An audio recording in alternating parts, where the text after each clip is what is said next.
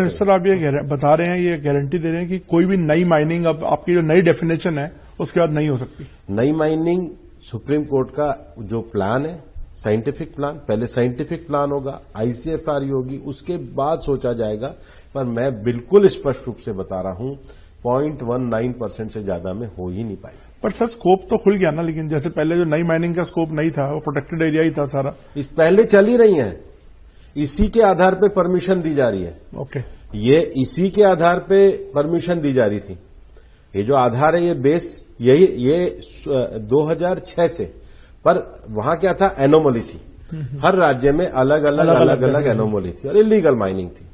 Restricted और prohibited area का definition clear होने से आप स्ट्रिक्ट मेजरमेंट कर सकते हैं, आप स्ट्रिक्ट कंप्लायंस कर सकते हैं। भूपेंद्र जी, एक और इश्यू है अफॉरेस्टेशन जो हो रही है। वो कह रहे हैं, जो एक्टिविस्ट हैं या जो जानकार हैं, उनका कहना है कि अफॉरेस्टेशन इसका कोई एक इलाज नहीं है, क्योंकि जो उसकी जो अपनी ओरिजिनलिटी है उसका अल्टरनेटिव नहीं हो सकती। अल्टरनेटिव हो ही नहीं सकता, इसलिए अरावली के संरक्षण की आवश्यकता है।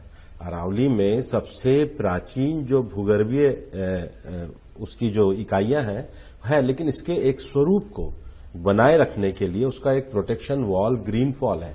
केवल चारों तरफ पेड़ लगा देना, जो प्रकृति होती है ये इकोलॉजी होती है।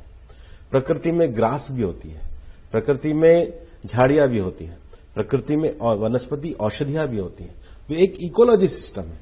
और जो हमारे मंत्रालय के द्वारा जो इंटरनेशनल बिग कैट अलायंस बनाया गया, तो बिग कैट अलायंस का अर्थ ये नहीं है कि हम कोई टाइगर का कंजर्वेशन तो करते ही हैं, लेकिन टाइगर तब किसी भी जगह पे रह सकता है जब उसके नीचे का जो प्रे है, उसके नीचे का जो इकोलॉजिकल सिस्टम है, और इकोलॉजिकल सिस्टम भी डियर वगैरह तब सर्वाइव करेंगे जब उनके लिए घास वगैरह होगी।